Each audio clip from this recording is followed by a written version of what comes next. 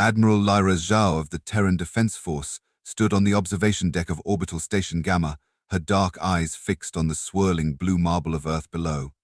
She'd seen this view 1,000 times, but it never failed to take her breath away. Today, however, her appreciation was tinged with anxiety. "Admiral," a voice crackled over her comm. "The Zix Kree fleet has entered the solar system.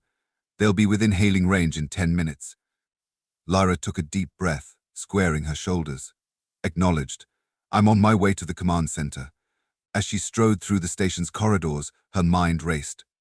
The Zix Kree Imperium was known throughout the galaxy for its rigid hierarchy, its obsession with order, and its utter disdain for what they perceived as chaos. Humanity's rapid expansion into the stars had caught their attention, and not in a good way. Lyra entered the command center, a hive of activity as officers prepared for first contact. Her SO, Commander Raj Patel, approached with a datapad. "Latest intel on the Zix Kree." "Admiral," he said, his usually cheerful face uncharacteristically serious. "Their fleet is led by Grand Marshal Zakara herself. This isn't just a diplomatic mission, it's a show of force." Lyra nodded grimly. "They're here to put us in our place, teach the upstart humans a lesson about galactic order." A wry smile tugged at her lips. "Little do they know, we humans have always been terrible students." Raj chuckled, despite the tension. "Shall I hail them, Admiral?" "Let's not appear too eager," Lyra said, settling into her command chair. "Let them make the first move. In the meantime, make sure our contingency plan is in place." Raj's eyes widened slightly, but he nodded. "Yes, Admiral, though I still think it's a bit unorthodox." Lyra's smile turned predatory. "Unorthodox is what we do best, Commander. It's time to show these aliens why humanity has thrived on a death world for millennia." The minutes ticked by, the tension in the command center ratcheting up with each passing moment. Finally, a massive holographic display flickered to life, revealing the bridge of the Zix Kree flagship.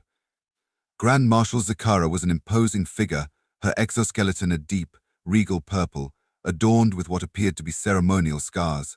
4 compound eyes glittered with cold intelligence, and her mandibles clicked in what Lyra assumed was irritation.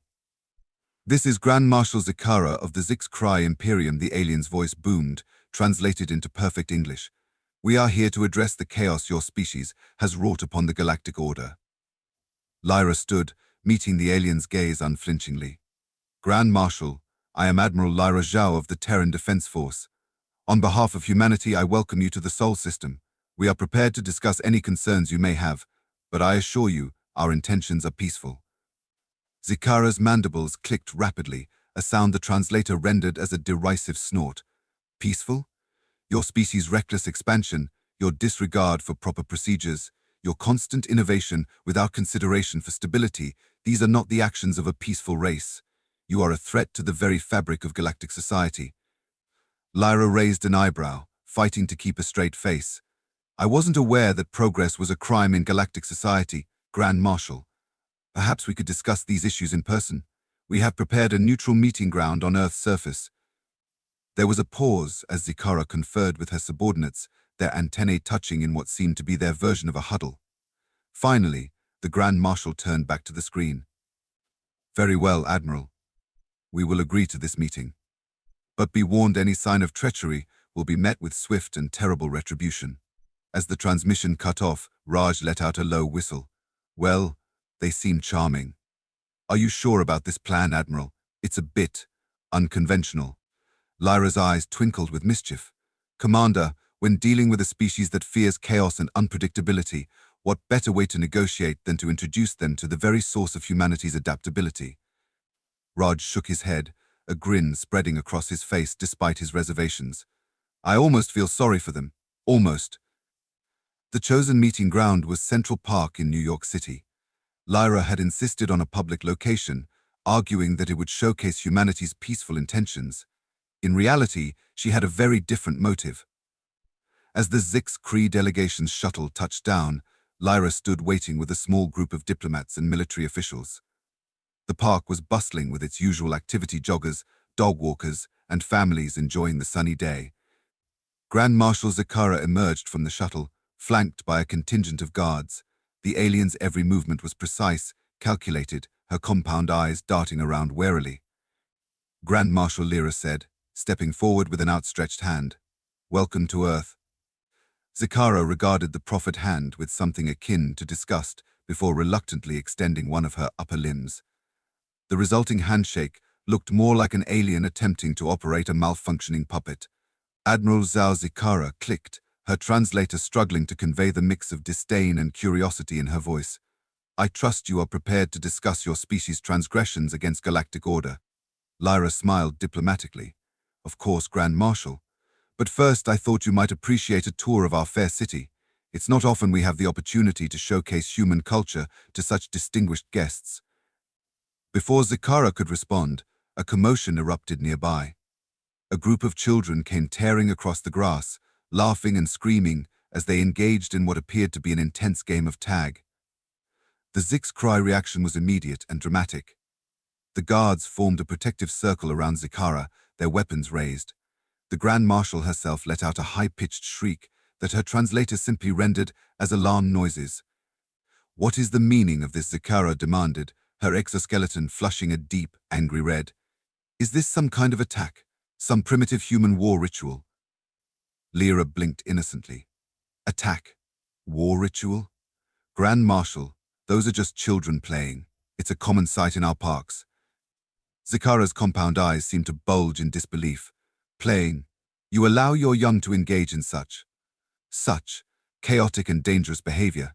"Dangerous," Lyra echoed, unable to keep a hint of amusement from her voice. "It's just a game of tag. Surely the mighty Zik's cry aren't afraid of a few human children." The alien general's mandibles worked furiously, clearly torn between outrage and embarrassment. Finally, she straightened, attempting to regain her composure. "Of course not," Zakara said stiffly. "We simply care for the well-being of young, even those of inferior species. Surely you have designated safety zones for your larvae to develop in controlled environments." Lyra gestured expansively at the park around them. "This is one of our designated areas for children, Grand Marshal. We believe in allowing our young to explore, to take risks, to learn through experience." Zakara's antennae twitched in what might have been confusion or distress. But the danger, the chaos, how do you maintain order and discipline?" A mischievous glint entered Lyra's eye. "Perhaps it would be easier to show you. Would you care to observe some of our young at play?" "I assure you, it's quite enlightening." Before the alien general could formulate a response, Lyra was already leading the way towards a nearby playground. The Zik's Cree delegation followed, their movements stiff with tension, weapons still at the ready. As they approached, the full panorama of human childhood recreation came into view. Children swarmed over jungle gyms, swung from monkey bars, rocketed down slides, and spun on merry-go-rounds. The cacophony of laughter, shouts, and the occasional crying wail filled the air. The effect on the Zik's cry was immediate and profound. Several of the guards made high-pitched keening noises, while others simply froze in place, their compound eyes darting frantically from one perceived disaster in waiting to another. Zakara herself seemed to be having difficulty processing the scene before her. This is madness," she finally managed, her voice rising an octave. "How can you allow this anarchy?"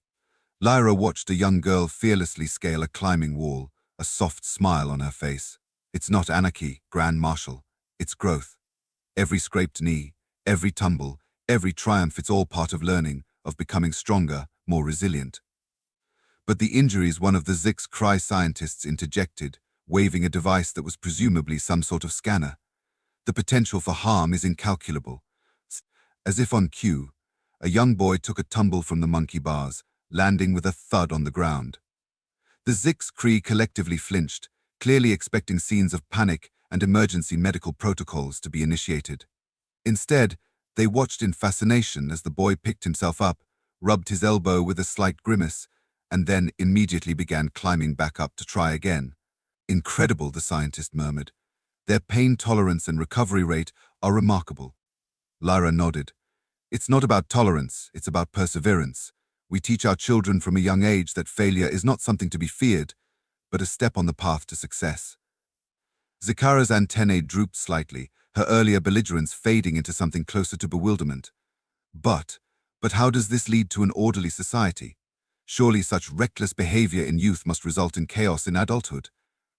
A peal of laughter drew their attention to the swings, where children were competing to see who could go highest. Lyra watched them for a moment before responding. Grand Marshal, what you see as chaos, we see as creativity. Every child on this playground is learning about physics as they swing, about social dynamics as they play together, about their own limits and how to push past them. She turned to face the alien delegation, her expression serious.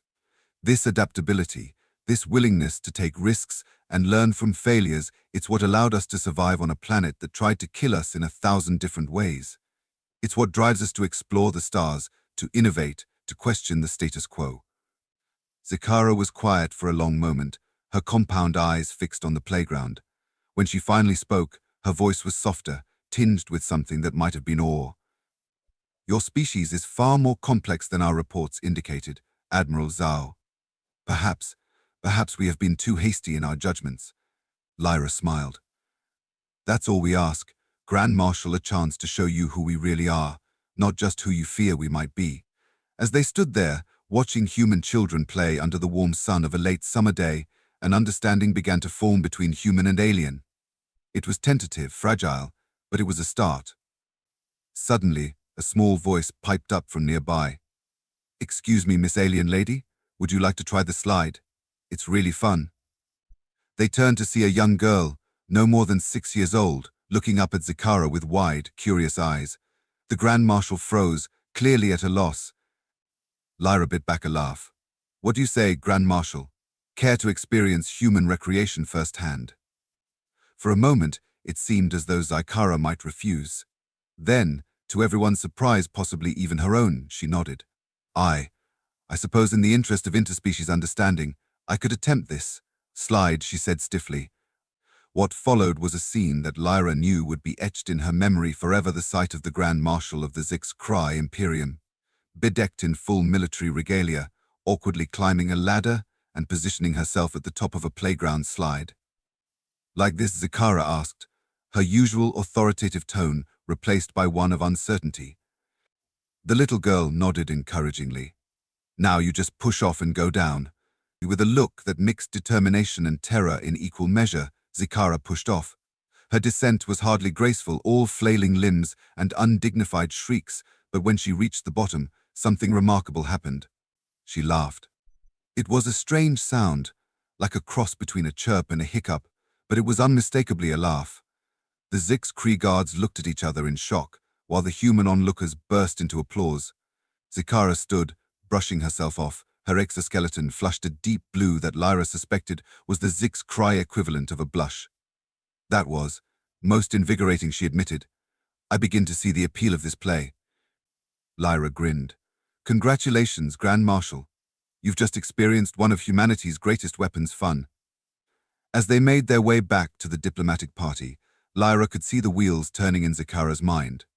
The alien general was seeing humanity in a new light, and with that new perspective came new possibilities. Admiral Zakara said as they walked. I believe we have much to discuss regarding our species' future relations, but perhaps we could do so over one of your Earth beverages. I've heard intriguing things about something called coffee. Lyra's grin widened. Grand Marshal, I think this is the beginning of a beautiful friendship.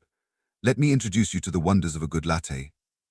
As they headed towards a nearby cafe, leaving behind a playground full of children, now excitedly discussing alien sliding techniques, Lyra couldn't help but feel a sense of triumph. She had gambled on the universal appeal of play, on the shared experience of joy and discovery, and it had paid off. The HFY had come to Earth expecting to find a chaotic, dangerous species in need of control. Instead, they were discovering a resilience, creativity, and joie de vivre that was both terrifying and inspiring. Lyra made a mental note to recommend commendations for whoever had suggested this unconventional diplomatic approach. Sometimes, the greatest victories came not from shows of force or complex negotiations, but from the simple act of letting children be children. As they entered the cafe, causing a minor stir among the patrons, Lyra allowed herself a moment of optimism about the future. The galaxy was a big, often scary place. But if a human child could bridge the gap between species with nothing more than an invitation to play, perhaps there was hope for us all. 6 months later, the Galactic Council chambers were abuzz with excitement. The latest report on interspecies relations was causing quite a stir, particularly the section titled Humanity, a Case Study in Productive Chaos. Grand Marshal Zakara stood at the podium, her exoskeleton gleaming under the lights, a small pin in the shape of a coffee cup adorning her ceremonial sash. Esteemed colleagues, she began, her translator conveying a mix of enthusiasm and amusement. I stand before you today to propose a radical shift in our approach to emerging species, particularly in our dealings with the humans of Earth. A murmur ran through the assembled aliens, their various appendages twitching in anticipation or apprehension, depending on their disposition. For too long, Zakara continued, we have viewed the human propensity for risk-taking and their often chaotic approach to problem-solving as a threat to galactic stability. I am here to tell you that we have been short-sighted. What we perceived as danger is, in fact, an opportunity for growth and innovation on a scale we have not seen in millennia. She activated a holographic display showing images of human children playing on various playground equipment. Several of the more sensitive species in the audience visibly recoiled. Yes, my friends, I understand your shock. I too once viewed these activities with horror. Zakara continued, her mandibles clicking in what had become her version of a chuckle. But let me ask you this, how many of our species have made significant scientific breakthroughs in the past century? How many have pushed the boundaries of art, philosophy, or technology? The council chamber grew quiet as the implications of her words sank in. Humans, Zakara said, her voice filled with a mixture of awe and amusement, begin training for innovation and risk assessment before they can even speak. Their playgrounds are not mere recreational areas, but training grounds for future pioneers, inventors, and yes, even diplomats. She clicked a button, and the display changed to show graphs and charts. Since implementing some of the human approaches to problem-solving and risk assessment, productivity in our research and development sectors has increased by 200%. Our diplomatic corps, after undergoing what the humans call team-building exercises, which, I must admit, were terrifying at first, have reported a 150% improvement in successful negotiations with other species. The assembled aliens began to chitter and buzz with excitement. Zakara held up a limb for silence. But perhaps the most surprising outcome has been in our military strategy simulations. By incorporating human-inspired out-of-the-box thinking, we've discovered defensive and offensive strategies that our traditional algorithms never even considered. We're now better prepared for any potential threats to our Imperium than ever before. She paused, looking out over the sea of alien faces. I propose that we not only continue our alliance with Earth, but that we also implement a galaxy-wide exchange program. Let us send our young to Earth to experience these playgrounds firsthand. In return, we will open our most advanced research facilities and governmental institutions to human exchange students and advisors. The council erupted into a cacophony of excited clicks, whistles, and other assorted alien vocalizations. Zakara waited patiently for the noise to die down. I know this proposal may seem radical, she said once she could be heard again. But I ask you to trust me when I say that the benefits far outweigh the risks. And isn't that, after all, the very lesson our human friends have been trying to teach us? As the council moved to vote on her proposal, Zakara allowed herself a small chittering laugh. She couldn't help but think of the irony. She had gone to Earth expecting to teach the humans a lesson about galactic order. Instead, she had learned that sometimes the greatest wisdom could come from watching children at play. The vote was almost unanimous in favor of the proposal. As Zakara made her way off the podium, she was met by her chief science officer, Six Tara, who was now sporting a small pin in the shape of a DNA helix, a souvenir from her recent visit to a human genetics lab. Excellent speech, Grand Marshal Six Tara said, her antennae quivering with excitement. I've just received word from Earth. It seems Admiral Zhao is quite pleased with the outcome. Zakara nodded, her compound eyes gleaming with what might have been mischief. Excellent. I believe it's time we scheduled another visit to that central park of theirs. I have a score to settle with those monkey bars I've heard so much about. Tara's exoskeleton flushed pink with amusement. Of course, Grand Marshal. Shall I arrange for a supply of what the humans call band-aids as well? Very funny, Science Officer Zakara grumbled, but there was no real annoyance in her tone. You know, I think I'm finally beginning to understand this human concept of humor.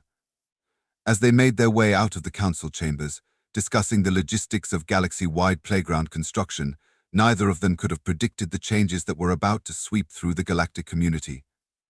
But one thing was certain: the galaxy was about to become a much more interesting, and yes, slightly more dangerous place. Back on Earth, Admiral Lyra Zhao stood in her office at Terran Defense Force headquarters, gazing out at the San Francisco Bay. The holographic display on her desk showed the latest reports from the Galactic Council meeting, and she couldn't help but smile at the outcome. A knock at the door interrupted her reverie. "Enter," she called out. Commander Raj Patel stepped in, a grin on his face and a datapad in his hand. "Admiral, you're not going to believe this. We've just received requests from 17 different alien species for information on playground construction and safety regulations." Lyra laughed, shaking her head in amusement. "Well, I suppose that's one way to ensure galactic peace, keep everyone too busy having fun to start wars." Raj chuckled, but then his expression turned more serious. "There is one slight complication, Admiral. The HFY are requesting our assistance in organizing what they're calling the first intergalactic Olympic Games."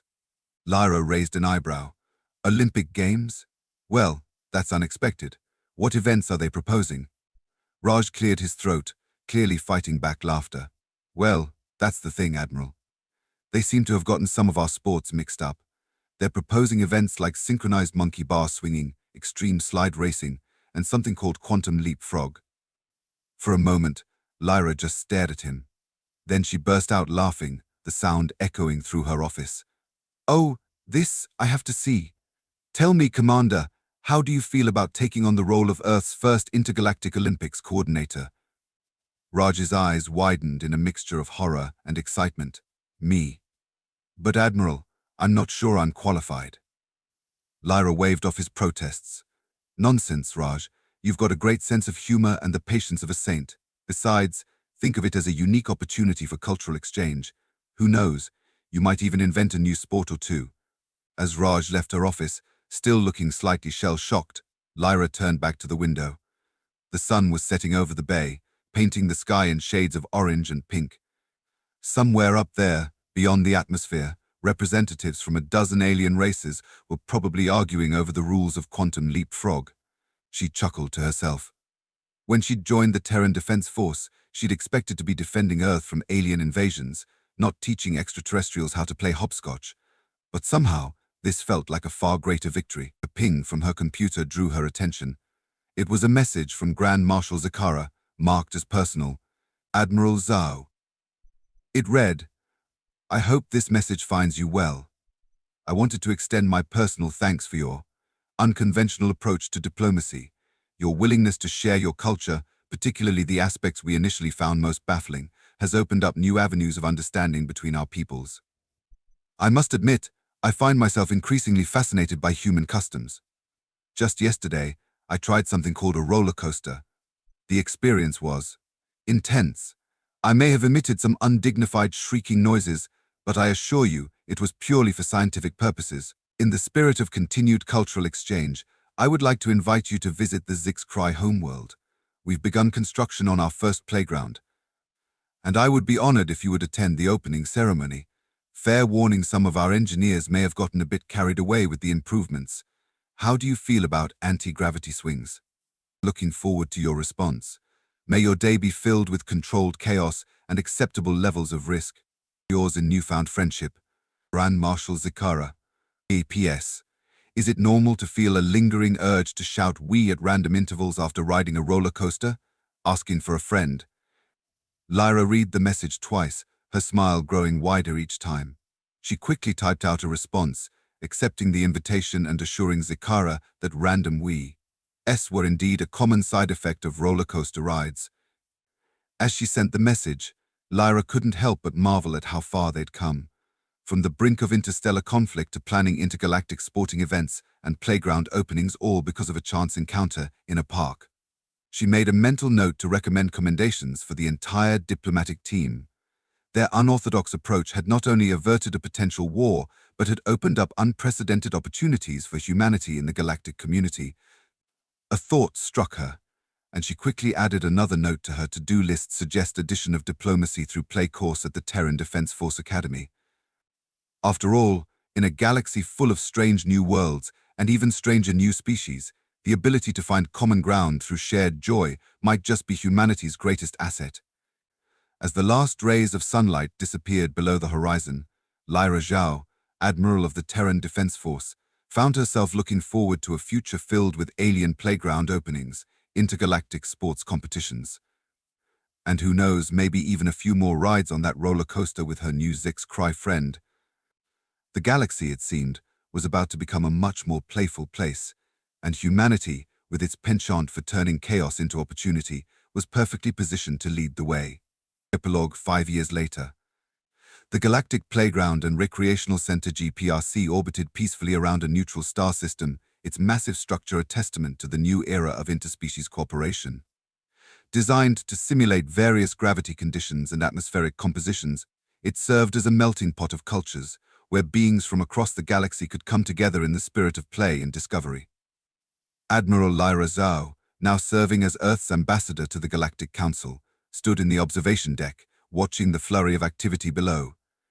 Alien children of all shapes and sizes scampered, slithered, or floated through the various play areas, their joyful sounds a universal language of fun. Quite a sight, isn't it? A familiar voice clicked beside her. Lyra turned to see Grand Marshal Zakara, her exoskeleton now adorned with colorful stickers, a habit she'd picked up from human children during her many visits to Earth. It certainly is, Lyra agreed, smiling at her friend. Did you ever imagine, 5 years ago, that we'd end up here? Zakara's mandibles clicked in amusement. If someone had told me then that I'd be overseeing the construction of the galaxy's largest playground, I would have had them checked for brain parasites. They watched as a group of young HFY attempted to navigate a human-style obstacle course, their multiple limbs flailing in coordinated chaos. They're getting better, Lyra observed. Soon they'll be giving our kids a run for their money in the Intergalactic Junior Olympics. Zakara nodded proudly. Indeed. Though I must say, your human children still have us beat in the creative rule-bending category. I'm still not sure how young Timothy managed to turn last year's three-legged race into a spontaneous zero-gravity ballet performance. Lyra laughed. That's humanity for you. We see rules more as guidelines. A comfortable silence fell between them as they continued to watch the interplanetary playground below. In one corner, a human child was patiently teaching a group of gelatinous aliens how to play hopscotch.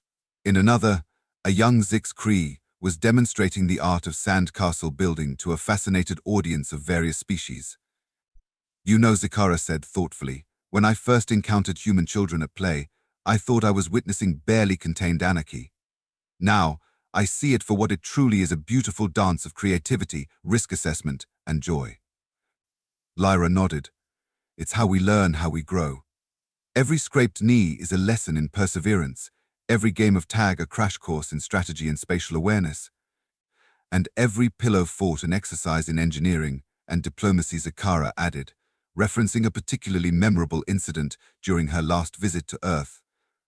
They shared a laugh, remembering the Great Pillow Fort Treaty of 2128 that had been negotiated between a group of human and HFY children, complete with clauses for equitable marshmallow distribution and strict regulations on tickle fights. A blinking light on Lyra's comm device interrupted their reminiscing. Ah, it's time, she said, straightening her uniform. Ready to make history again, old friend.